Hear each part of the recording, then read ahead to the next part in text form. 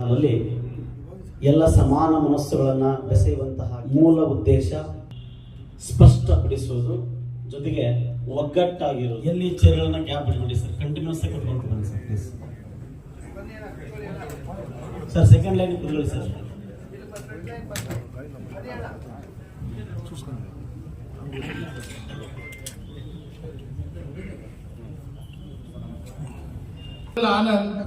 ಎಲ್ಲ ಬಂದು ಕೂತ್ಕೊಂಡ್ರಪ್ಪ.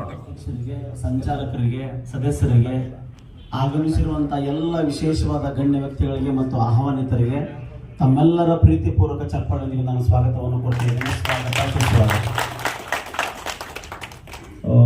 ಸಮಾನ ಮನಸ್ಕರು ಅನ್ನುವಂತಹ ಥಾಟ್ ಇದೆಯಲ್ಲ, ಅದು ಎಲ್ಲರಲ್ಲೂ ಬರಲ್ಲ. ಹಾಗಾಗಿ ನಾವೆಲ್ಲರೂ ಸಮಾನ ಮನಸ್ಕೃತಿ ಕೇಳುವಂತಹ ಮನೋಭಾವನೆ ಬೇಡ. ಕಾರ್ಯಕ್ರಮವನ್ನು ಸೊ ನಮ್ಮ ಭಾರತೀಯರ ಸೇವಾ ಸಮಿತಿ ಚಿನ್ನಿ ಅಣ್ಣ ಅವರು ಈಗ ಒಂದು ಮನೆ ಕಾರ್ಯಕ್ರಮಕ್ಕೆ 4 ಜನ ಕೂರಿಸೋದು ಕಷ್ಟ ಇದೆ.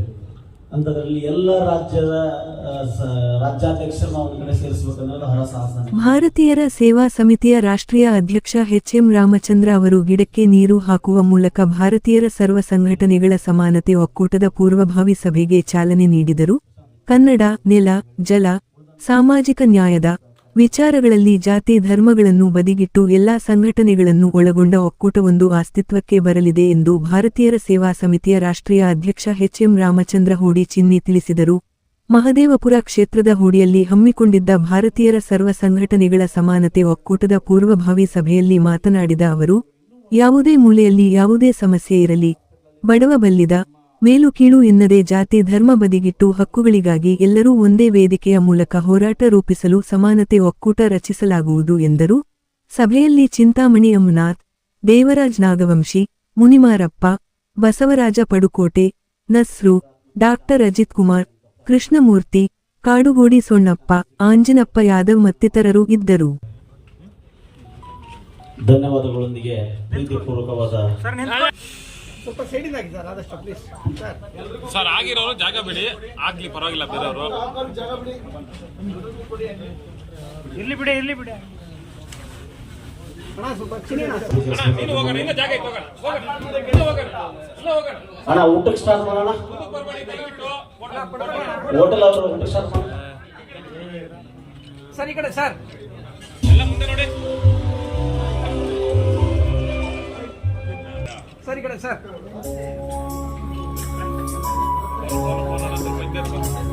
ಚಂದ್ರ ಹೂಡಿ ಚಿನ್ನಿ ಏನಿವತ್ತು ಮಹದೇವಪುರ ಕ್ಷೇತ್ರದ ಹೂಡಿ ಭಾಗದಲ್ಲಿ ಭಗಿನಿ ರೆಸಿಡೆನ್ಸಿಯಲ್ಲಿ ಒಂದು ಹಾಲಲ್ಲಿ ಏನು ಭಾರತೀಯ ಸರ್ವ ಸಂಘಟನೆಗಳ ಸಮಾನತೆ ಒಕ್ಕೂಟ ಅಂತ ಎಲ್ಲ ಸಂಘಟನೆಗಳನ್ನು ಸುಮಾರು 50ರಿಂದ 80 ಸಂಘಟನೆಗಳು ಇವತ್ತು ಭಾಗಿಯಾಗಿ ಇವತ್ತು ಏನು ನಮಗೆ ಹೋರಾಟಗಾರರನ್ನು ಹತ್ತಿಕ್ಕುವಂಥ ಕೆಲಸ ಮಾಡ್ತಾಯಿದ್ದಾರೆ, ಅಗೌರವವಾಗಿ ನಡ್ಕೊತಾರೆ. ಅಧಿಕಾರಿಗಳಾಗಲಿ ಇನ್ನಿತರ ರಾಜಕಾರಣಿಗಳಾಗಲಿ ಎಲ್ಲರೂ ಒಂದು ರೀತಿಯಲ್ಲಿ ಯಾವುದೇ ಹೋರಾಟಗಾರನಿಗೂ ಒಂದು ಹೋರಾಟದ ಫಲ ಸಿಗ್ತಾ ಇಲ್ಲ. ಎಷ್ಟೇ ಕಷ್ಟಪಟ್ಟರು ಇವತ್ತು ಎಷ್ಟು ನಿಷ್ಠೆಯಿಂದ ಇದ್ರೂ ಈ ಹೋರಾಟಗಾರರನ್ನು ಕೇವಲವಾಗಿ ನೋಡುವಂಥ ಕೆಲಸ ಕೆಲವು ರಾಜಕಾರಣಿಗಳು ಅಧಿಕಾರಿಗಳು ನಡ್ಕೊತಾ ಇದ್ದರು. ಆ ಒಂದು ಉದ್ದೇಶದಿಂದ ಇನ್ನು ಮುಂದೆ ಈ ರಾಜ್ಯದಲ್ಲಿ ಅದಕ್ಕೆಲ್ಲ ಅವಕಾಶ ಕೊಡಲ್ಲ.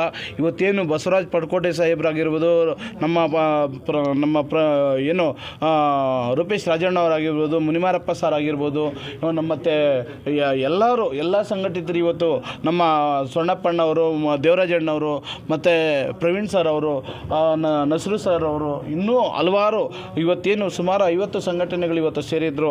ನಿಜವಾಗ್ಲೂ ಮುಂದಿನ ದಿನಗಳಲ್ಲಿ ಅಂಥ ಅಧಿಕಾರಿಗಳಿಗೆ ಬುದ್ಧಿ ಕಲಿಸುವಂಥ ಕೆಲಸ ಮಾಡ್ತದೆ. ಯಾಕೆಂದರೆ ಇನ್ನು ಮುಂದೆ ಯಾವುದೇ ಹೋರಾಟಗಾರನ್ನು ಕಡೆಗಣಿಸಿದ್ರೆ ಅವರಿಗೆ ಅವರ ಮನೆ ಮುಂದೆ ಹೋಗಿ ಧರಣಿ ಮಾಡುವಂಥ ಕೆಲಸ, ಅವ್ರನ್ನ ಅಧಿಕಾರದಿಂದ ಕಿತ್ತಿಗೊಳಿಸುವಂಥ ಕೆಲಸ ನಾವು ಮಾಡಬೇಕಾಗುತ್ತೆ.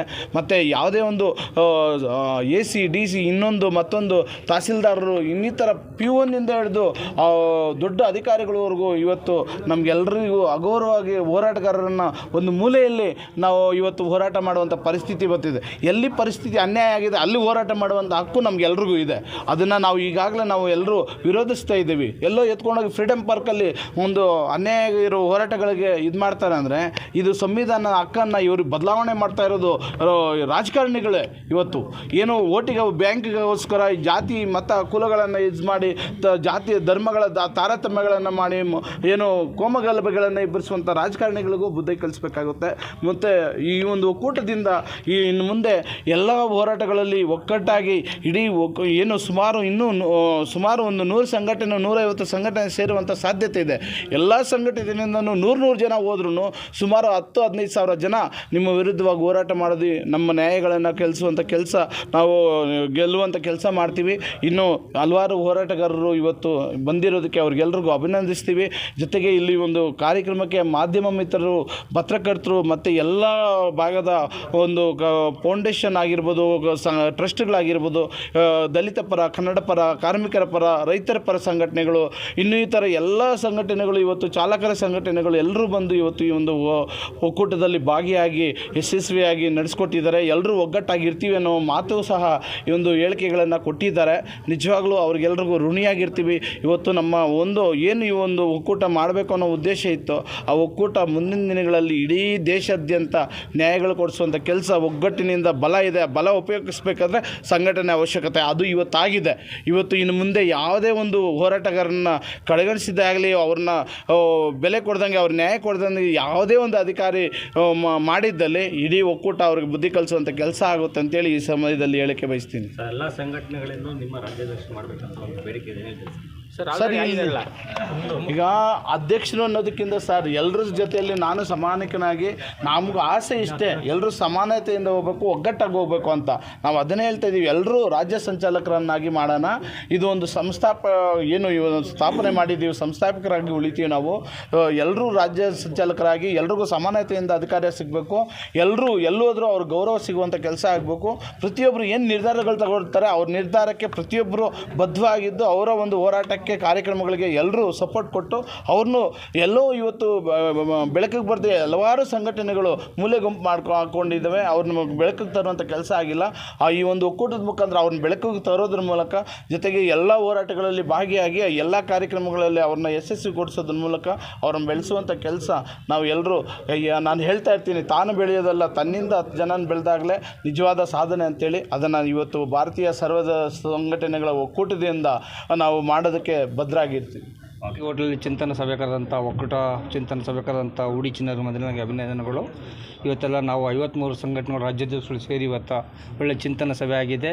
ಇವತ್ತೆಲ್ಲ ನಮ್ಮ ನಾಡು ಉಳಿಬೇಕಾಗಿದೆ, ನಮ್ಮ ಪರಿಸರ ಉಳಿಬೇಕಾಗಿದೆ, ನಮ್ಮ ಕನ್ನಡ ವಿದ್ಯಾರ್ಥಿಗಳು ಉಳಿಬೇಕಾಗಿದೆ, ಯುವಕರು ಉಳಿಬೇಕಾಗಿದೆ. ಅದರಿಂದ ನಾವೆಲ್ಲ ಒಗ್ಗಟ್ಟಾಗಿ ಮುಂದಿನ ದಿನದಲ್ಲಿ ಏನೇ ಅನ್ಯಾಯ ಆದರೆ, ಇವತ್ತು ಸಾಕಷ್ಟು ಜನ ನೋಡ್ತಾ ಇದ್ದಾರೆ, ವಿದ್ಯಾರ್ಥಿಗಳು ಸಾಕಷ್ಟು IPL ಬೆಟ್ಟಿಂಗ್ ಆಡಿ, ಗಾಂಜಾ ಡ್ರಗ್ಸು ಅಡಿಟ್ ಆಗಿ ಸಾಕಷ್ಟು ವಿದ್ಯಾರ್ಥಿಗಳು ಸಾಯ್ತಾ ಇದ್ದಾರೆ ನೇಣು ಹಾಕ್ಕೊಂಡು, ಗೇಮ್ಗಳು ಆಟ ಆಡಿ. ಇವತ್ತು ನಾವೆಲ್ಲ ಉಡಿ ಚಿನ್ನರ ಸರ್ ಮಾತಾಡಿ ಮುಂದಿನ ದಿನದಲ್ಲಿ ಏನು ಸ್ಟಿಲ್ ಗೇಮ್ಗಳಿದೆ ಆ ಗೇಮ್ಗಳ ವಿರುದ್ಧ ಮುಂದಿನ ದಿನದಲ್ಲಿ ಸಾವಿರಾರು ಜನ ಸೇರಿ ಹೋರಾಟ ಮಾಡೋಂಥ ಇದೊಂದು ನಮಗೆ ಒಂದು ಶಕ್ತಿ ತಂದಿದೆ. ಇವತ್ತು ಖುಷಿ ಆಗ್ತಾಯಿದೆ. ಮುಂದಿನ ನಮ್ಮ ಪೀಳಿಗೆ ಕರ್ನಾಟಕ ವಿದ್ಯಾರ್ಥಿಗಳನ್ನ, ಯುವಕರನ್ನ ಉಳಿಸೋಂಥ ಕೆಲಸ ನಾವು ಮಾಡ್ತೀವಿ.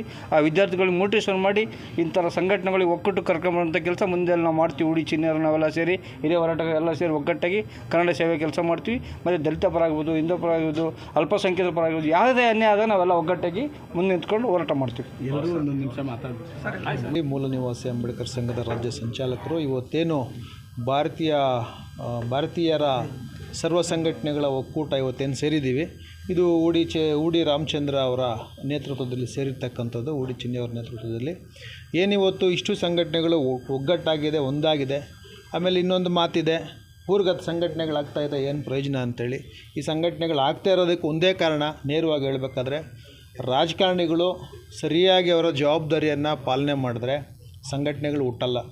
ಅದೇ ರೀತಿಯಲ್ಲಿ ಸರ್ಕಾರಿ ನೌಕರರಾಗಿ ಕೆಲಸ ಮಾಡ್ತಕ್ಕಂಥ ಒಂದು ಡಿಪಾರ್ಟ್ಮೆಂಟ್ ಅಂತಲ್ಲ, ಸುಮಾರು ಡಿಪಾರ್ಟ್ಮೆಂಟಲ್ಲಿ ಬಡವರ ಹತ್ರ ಕಮಿಷನ್ನು ಮತ್ತು ಬಡವ್ರಿಗೆ ತೊಂದರೆ ಕೊಡೋದು, ನಿರ್ಗತಿಕರಿಗೆ ಕೆಲಸ ಮಾಡ್ತಾ ಇರ್ತಕ್ಕಂಥದ್ದು, ಕಮಿಷನ್ಗಾಗೆ ಕೆಲಸ ಮಾಡ್ತಾ ಇರ್ತಕ್ಕಂಥದ್ದು ಆಗ್ತಾ ಇರೋದ್ರಿಂದ ಸಂಘಟನೆಗಳು ಹುಟ್ತಾ ಇರ್ತಕ್ಕಂಥದ್ದು. ಆ ಕಾರಣಕ್ಕಾಗಿ ಸಂಘಟನೆಗಳು ಎಷ್ಟೇ ಹುಟ್ಟಲಿ ಅವರೆಲ್ಲರೂ ಕೂಡ ಒಂದಾಗಬೇಕು ಅಂತಕ್ಕಂಥದ್ದೇ ಇವತ್ತಿನ ಚರ್ಚೆಯ ಉದ್ದೇಶ ಆಗಿರೋದ್ರಿಂದ ನಾವೆಲ್ಲರೂ ಮುಂದೆ ಬರುವಂಥ ದಿನಗಳಲ್ಲಿ ಈ ಸಂಘಟನೆಯಲ್ಲಿ ಚರ್ಚಿಸಿ ಮಾತನಾಡಿ ಕಾರ್ಮಿಕರ ಪರ, ಮಹಿಳೆಯರ ಪರ, ನೊಂದಿತರ ಪರ, ರೈತರ ಪರ, ದೇಶದ ಎಲ್ಲ ರೀತಿಯ ನಮ್ಮ ಭಾರತ ದೇಶದಲ್ಲಿ ಹಿಂದುಳಿದಿರ್ತಕ್ಕಂಥ ಜನರ ಪರವಾಗಿ ಧ್ವನಿ ಎತ್ತುವಂಥದ್ದು, ನ್ಯಾಯ ಕೊಡಿಸ್ತಕ್ಕಂಥ ಕೆಲಸ ನಾವು ಮಾಡ್ತೀವಿ ಅಂತೇಳಿ ಸಂದರ್ಭದಲ್ಲಿ ಸೇರ್ತಕ್ಕಂಥದ್ದು. ನಮಸ್ತೆ, ಜೈ ಭೀಮ್.